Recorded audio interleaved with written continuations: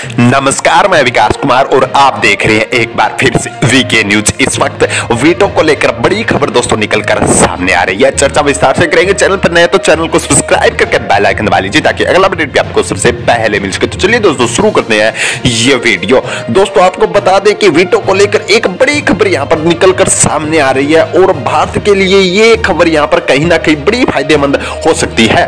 संयुक्त राष्ट्र सुधार प्रक्रिया को आगे बढ़ाने के प्रयास के तहत भारत ने कहा है कि वह सुरक्षा परिषद के स्थायी सदस्य के तौर पर अब तक वीटो का अधिकार नहीं होने के विकल्प को लिए भी तैयार है जब तक इस बारे में कोई फैसला नहीं हो जाता। संयुक्त राष्ट्र में भारत के स्थायी प्रतिनिधि सैयद अकबरुद्दीन ने अंतर सरकारी वार्ता बैठक में एक संयुक्त बयान में कहा है कि सुरक्षा परिषद में सुधार के लिए बड़ी संख्या में संयुक्त राष्ट्र सदस्य देश स्थायी और अस्थायी सदस्य के विस्तार का समर्थन करते हैं।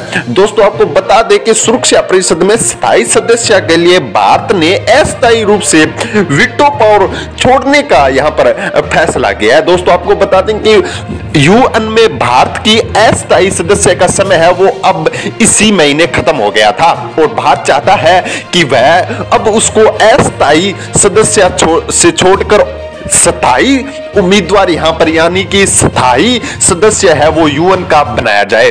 तो ये बहुत बड़ी मांग यहां पर भारत की तरफ से देखी जा रही है और भारत चाहता भी है कि उसे संपूर्ण रूप से वीटो यहां पर स्थायी रूप से मिले। इसके लिए चीन हमेशा से ही अड़ंगा अड़ाता आया है। दोस्तों आपको बता दें कि चीन है वो यहां पर पूरी तरह से भारत के समर्थन में नहीं है। अकबरुद्दीन ने कहा कि वीटो के सवाल पर कई लोगों ने अलग अलग नजरिए से गौर किया, लेकिन G4 का रुख यह है कि वीटो कोई समस्या नहीं है बल्कि समस्या अवरोधों का प्रावधान करने को लेकर है। G4 में भारत के अलावा ब्राजील, जर्मनी, जापान शामिल है। 1945 में गठित सुरक्षा परिषद में चीन, फ्रांस, रूस, ब्रिटेन और अमेरिका 5 स्थायी सदस्य हैं जिनके पास वीटो पावर है।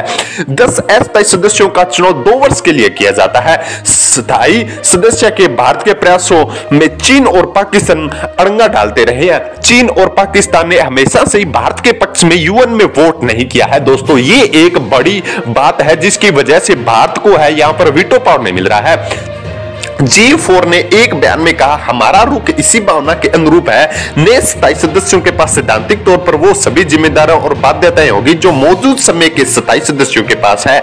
दोस्तों आपको बता दें कि यहां पर इस मंच पर है, यहां पर फ्रांस है, ब्राजील, जर्मनी, वो तो चाहते हैं कि भारत को वीटो मिले और हर बार वो समर्थन भी करते हैं। यहां तक कि अमेरिका भी चाहता है कि भारत को वीटो मिले और इस संबंध में वह भारत के पक्ष में वोट भी करता है।